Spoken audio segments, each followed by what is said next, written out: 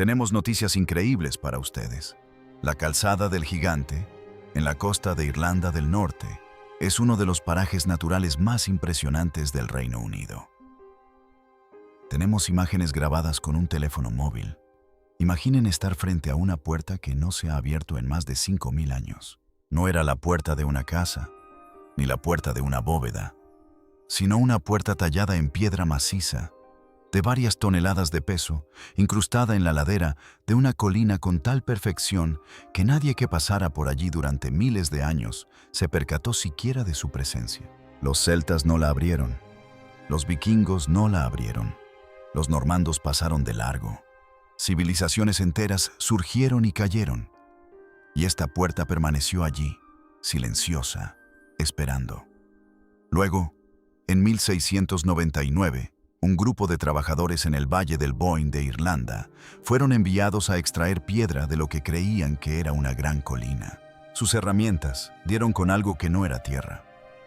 Detrás de capas de tierra y 200.000 toneladas de piedras de río cuidadosamente apiladas, encontraron un pasaje que conducía a la oscuridad total, sellado tras aquella losa de piedra tallada.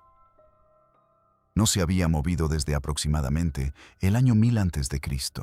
La abrieron, y lo que surgió de aquella oscuridad tardaría más de 300 años en comprenderse por completo, pues el secreto más importante que guardaba aquella cámara no podía verse, tocarse ni medirse con nada de lo que existía en aquel entonces.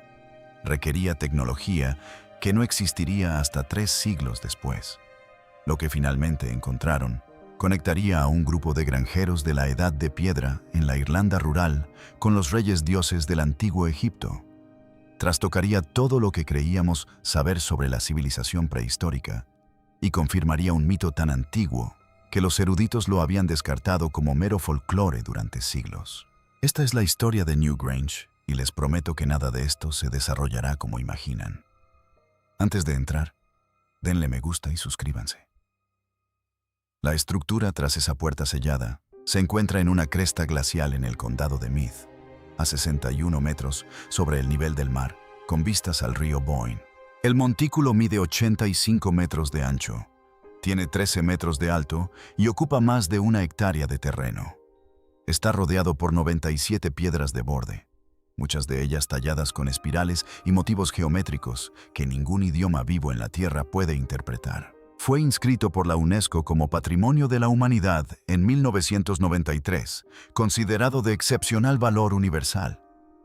Pero esas palabras no te preparan para lo que realmente es. La fachada está revestida de cuarzo blanco, transportado a 70 kilómetros de las montañas de Wicklow, y de rocas de granito oscuro, transportadas a 80 kilómetros de las montañas de Mourne.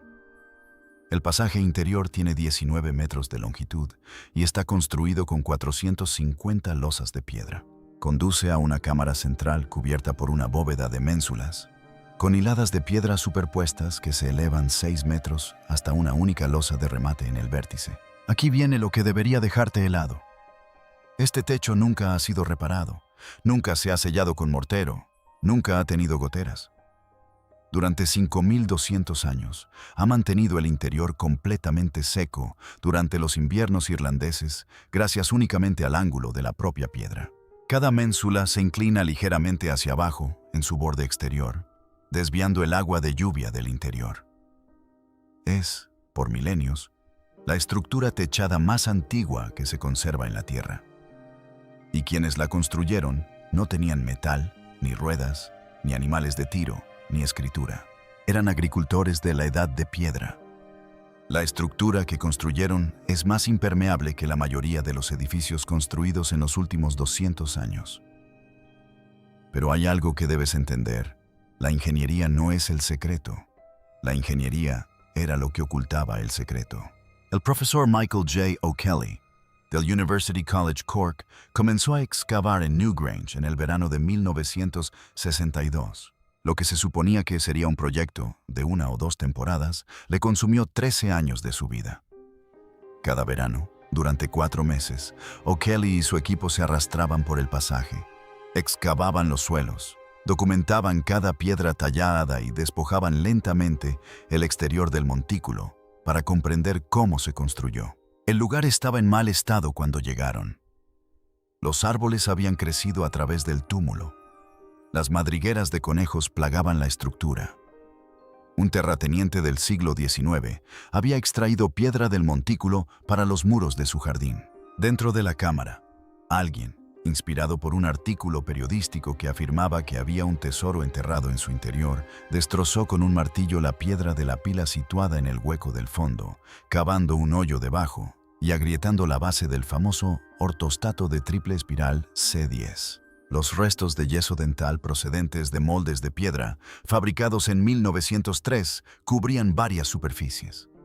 El equipo de O'Kelly excavó el suelo de la cámara hasta el nivel original del Neolítico. Lo que recuperaron fue escaso.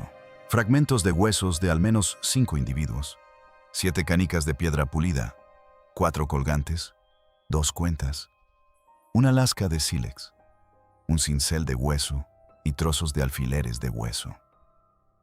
263 años de saqueo habían despojado a la mayor parte del contenido original, pero una cosa era inconfundible. Esta cámara albergaba a los muertos. Las pilas de granito tallado en los huecos laterales, una de ellas de 1 por 0 metros con una pila más pequeña en su interior, habían sido diseñadas específicamente para contener restos humanos incinerados. Alguien había traído a sus muertos aquí. Los había colocado en estas pilas de piedra. Había sellado la puerta y se había marchado. O'Kelly aún no podía responder quiénes eran esas personas, ni por qué se había elegido este lugar en particular por encima de todos los demás.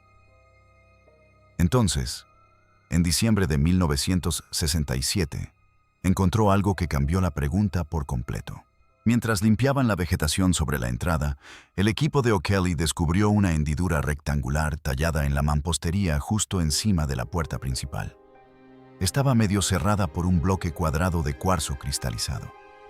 La superficie de dicho bloque estaba cubierta de arañazos, clara evidencia de que se había abierto y cerrado repetidamente como una persiana o una contraventana. Alguien había abierto y cerrado esta hendidura varias veces a lo largo de lo que debieron ser siglos. O'Kelly lo llamaba la caja del techo y tenía una teoría sobre para qué servía, pero no podía probarla sin esperar una fecha específica. La mañana del 21 de diciembre de 1967, entró solo en la cámara antes del amanecer y se quedó de pie en la oscuridad. El pasaje que tenía detrás medía 19 metros de largo y ascendía con una pendiente calculada de 1 metro. La temperatura en el interior era constante. El aire estaba completamente quieto. Esperó. Al amanecer del solsticio de invierno, un rayo de luz entró por la abertura del techo. Recorrió los 19 metros del pasaje e inundó la cámara con una luz dorada durante exactamente 17 minutos antes de desaparecer. Los constructores habían diseñado todo el monumento de tal manera que, una vez al año, en el día más corto y oscuro del año, la luz del sol entrara en la cámara de los muertos. Toda la estructura, con sus 200.000 toneladas, era un instrumento astronómico de precisión calibrado con una exactitud inferior a 1 grado, apuntando a un único punto dentro de esa cámara central. O'Kelly comprendió que esto era deliberado. Comprendió que era extraordinario.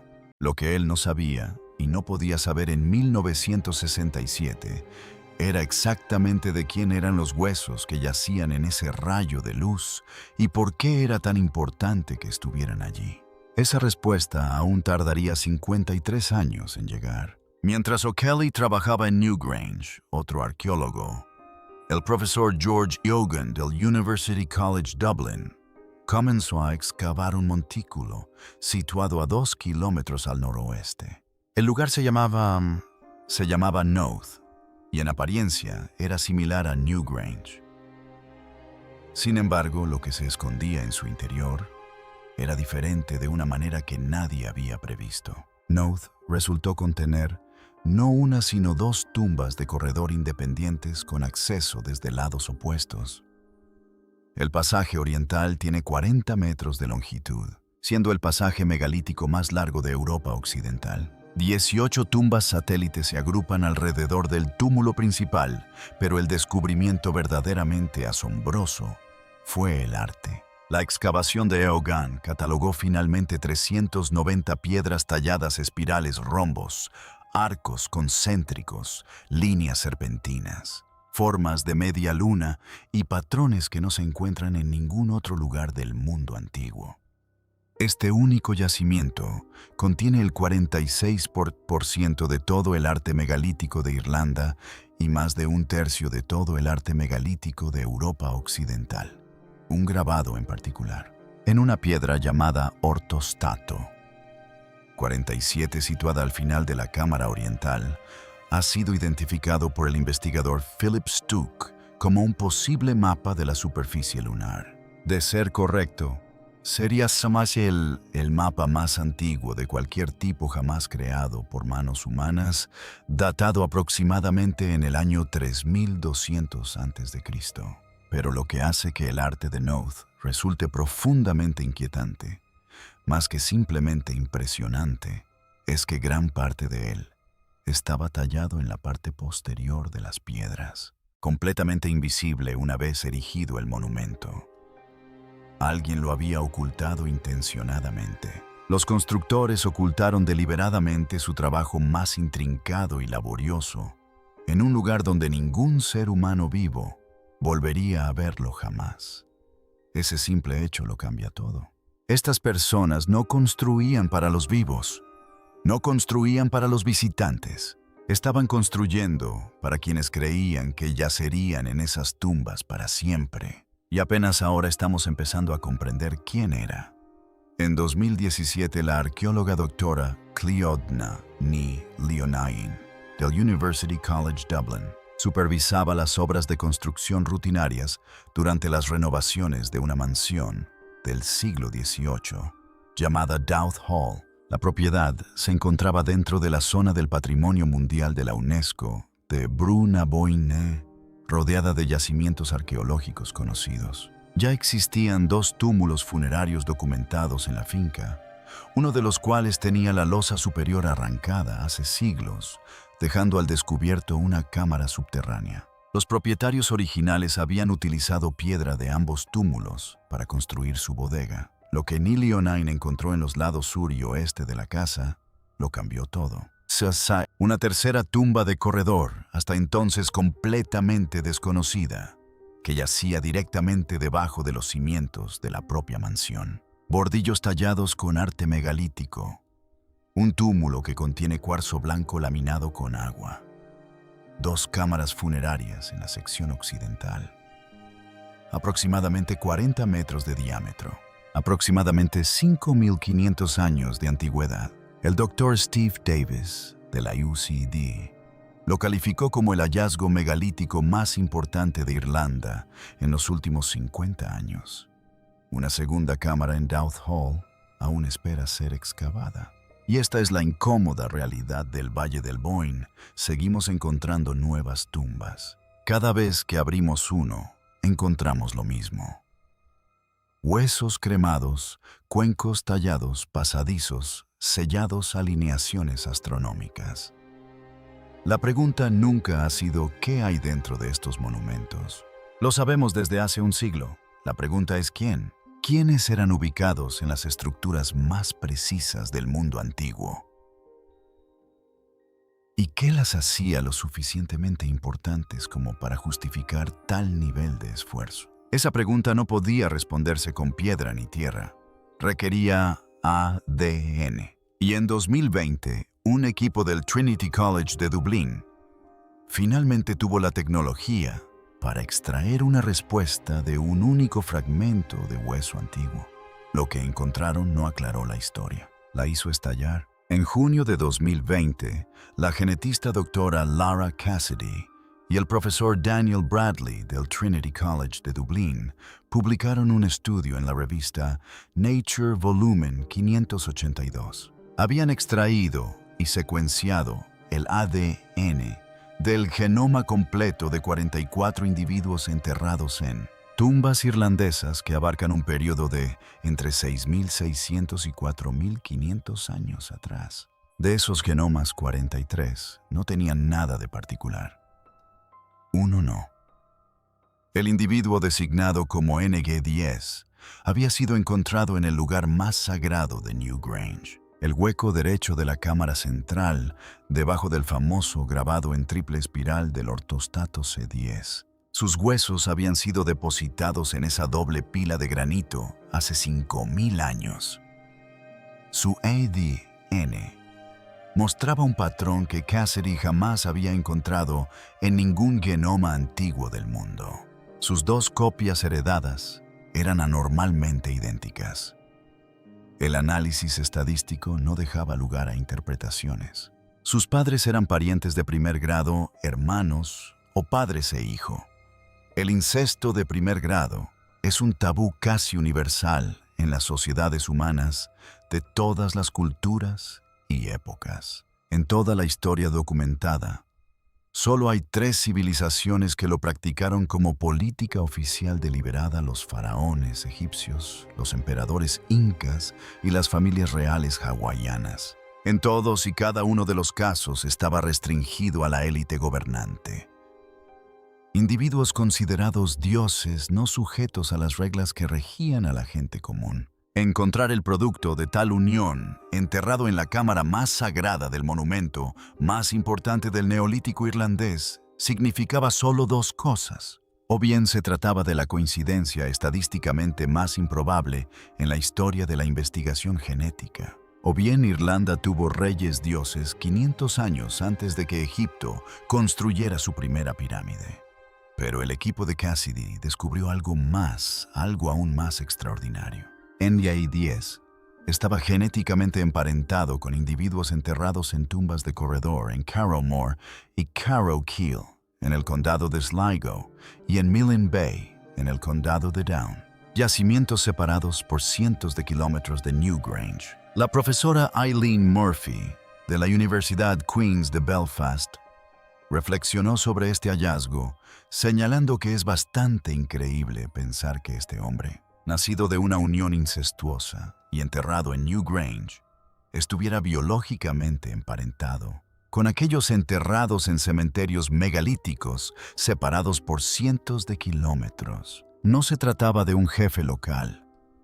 Era una red, un grupo de parentesco con acceso a cementerios de élite en toda la isla durante al menos 500 años. Ahora, combinemos estos 2 hallazgos y dejemos que resuenen con toda su fuerza. Un hombre nacido del incesto. Una práctica que en todas las civilizaciones conocidas estaba reservada exclusivamente para individuos que reclamaban autoridad divina sobre las fuerzas naturales. Está enterrado en la única cámara de la Tierra diseñada deliberadamente para que el sol del solsticio entre en ella una vez al año. La arquitectura no solo le rendía homenaje, sino que representaba su mitología. La tumba era una máquina que hacía visible su estatus divino una vez al año. El día en que la oscuridad alcanza su punto máximo cuando la luz llega al dios rey. El mismo sol viene a reconocerlo. Eso por sí solo ya sería extraordinario. Pero luego está esto, un mito irlandés del siglo XI, escrito 4.000 años después de que Newgrange fuera sellada, en una época en la que nadie vivo tenía idea de lo que había dentro de la cámara o quién estaba enterrado allí. Cuenta la historia de un rey constructor que reinició el movimiento diario del sol acostándose con su hermana. El mito se sitúa en el Valle del Boyne. La tumba de corredor vecina de Douth lleva el topónimo en irlandés medio Fertae Tuile, que se traduce como colina del pecado o colina del incesto. Durante siglos, los estudiosos lo trataron como un pintoresco relato folclórico nada más. Posteriormente, las pruebas de ADN confirmaron que un hombre nacido de incesto entre hermanos fue colocado en la cámara exacta que ilumina el sol del solsticio, tal como lo describe el mito. El doctor Ross O. Muldoon, arqueólogo que participó en el estudio, calificó de extraordinario el descubrimiento de un posible precedente prehistórico para el aspecto incestuoso de ese mito. Varios investigadores la han descrito como la tradición oral más antigua jamás identificada. Una historia que se transmitió de generación en generación durante 4000 años antes de que la ciencia demostrara finalmente su veracidad. Sin embargo, no todos aceptan esta interpretación, y es aquí donde la historia se vuelve realmente compleja. En junio de 2025, un equipo liderado por la profesora Penny Bickle de la Universidad de York y la profesora asociada Jessica Smith del University College Dublin publicó un estudio en el Cambridge Archaeological Journal que cuestionaba directamente la narrativa del Rey Dios. Sus objeciones fueron precisas y contundentes. Las relaciones genéticas entre los enterramientos en tumbas de corredor eran demasiado distantes a lo sumo de primos segundos para respaldar la afirmación de una dinastía gobernante unida. El interior de Newgrange estuvo alterado durante años antes de que comenzara la excavación propiamente dicha, lo que significa que el fragmento óseo NG10 podría no haber estado en su posición original. Y lo que es crucial, la Irlanda neolítica no muestra ninguna evidencia de la infraestructura que siempre acompaña al poder real en todas las demás civilizaciones conocidas. Ni jerarquías de asentamientos, ni redes comerciales centralizadas, ni especialización artesanal, nada de eso. La postura de Pickles era clara. No es en absoluto seguro que Newgrange fuera siquiera el primer lugar de entierro de NG10. Sus huesos podrían haber sido trasladados allí desde otro lugar completamente distinto. Su interpretación alternativa es convincente. Las tumbas de corredor no eran mausoleos reales. Eran lugares de reunión comunitaria utilizados durante generaciones para rituales colectivos. El parentesco en esta sociedad no se definía por el linaje, sino por el trabajo compartido y las ceremonias compartidas. El caso de incesto de NG10 fue una anomalía aislada, no evidencia de una política establecida. Y lo que es crucial, dado que los cuerpos en estas tumbas eran rutinariamente incinerados, desmembrados y mezclados. Las personas que colocaron NG10 en esa pila podrían no haber tenido idea de quiénes eran sus padres. Smith lo expresó claramente. Dado que muchos de los muertos hallados en estas tumbas de corredor estaban desmembrados y mezclados con restos incinerados. Realmente no está claro si las personas que enterraron a NG10 en Newgrange tenían algún conocimiento de quién era en vida. Rey divino o anomalía, dinastía o democracia. Los huesos son idénticos. Los datos son exactamente los mismos. La interpretación es el campo de batalla. Este debate es ahora una de las líneas divisorias más activas de toda la prehistoria europea y está lejos de resolverse. Existe un último descubrimiento del estudio de 2020, que apenas recibió cobertura mediática porque el titular sobre el incesto acaparó toda la atención. Pero para muchos investigadores, es el hallazgo más significativo de todos. En la tumba megalítica de Pulnabron, en el condado de Clare, la estructura funeraria más antigua conocida en la isla de Irlanda, el equipo de Cassidy identificó los restos de un bebé varón. El análisis de ADN confirmó que este niño tenía síndrome de Down. El análisis isotópico de sus dientes mostró una huella dietética totalmente compatible con la lactancia materna. Recibió cuidados y alimentación, y al morir se le dio un entierro de honor en una de las tumbas más sagradas de Irlanda. Este es el diagnóstico más antiguo confirmado de síndrome de Down en todo el registro arqueológico mundial, y no se encontró en un basurero ni en una zanja al borde de un asentamiento, sino en un monumento cuya construcción requirió décadas y que estaba reservado para personas de una importancia extraordinaria. Independientemente de lo que esta sociedad creyera sobre el poder sobre el orden cósmico, sobre quién merecía ser honrado en la muerte, las diferencias visibles no eran motivo de exclusión. Un niño que en muchas civilizaciones posteriores, supuestamente más avanzadas, habría sido abandonado o peor. Fue tratado en cambio como alguien merecedor del más alto honor que su comunidad podía ofrecer. 500.000 años después, abrimos esa puerta de piedra sellada, extrajimos ADN del polvo y los fragmentos. y encontramos evidencia de algo que algunas partes del mundo moderno aún luchan por practicar, que el valor de una vida no está determinado por su conformidad con un estándar. 2/3 del túmulo de Newgrange permanecen sin excavar.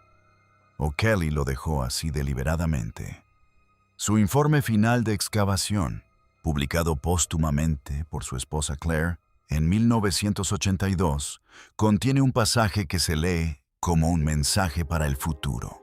Escribió que consideraban que los 2/3 restantes debían dejarse para un futuro arqueólogo que, trabajando con nuevos conocimientos y quizás con mejores métodos, dispondría de grandes áreas sin explorar en las que probar, comprobar y reevaluar sus hallazgos. Una segunda cámara en Dowd Hall aún espera ser excavada. Siguen apareciendo nuevas tumbas bajo la tierra del Valle del Boyne. La lotería del solsticio de invierno en Newgrange recibe más de 30,000 solicitudes cada año para menos de 50 plazas dentro de la cámara. Esa puerta de piedra sellada va revelando sus secretos fragmento a fragmento, genoma a genoma, mito a mito. Si la historia nos ha enseñado algo sobre esta colina, en el condado de Meath, es esto el descubrimiento más impactante. Casi con toda seguridad, aún espera en la oscuridad.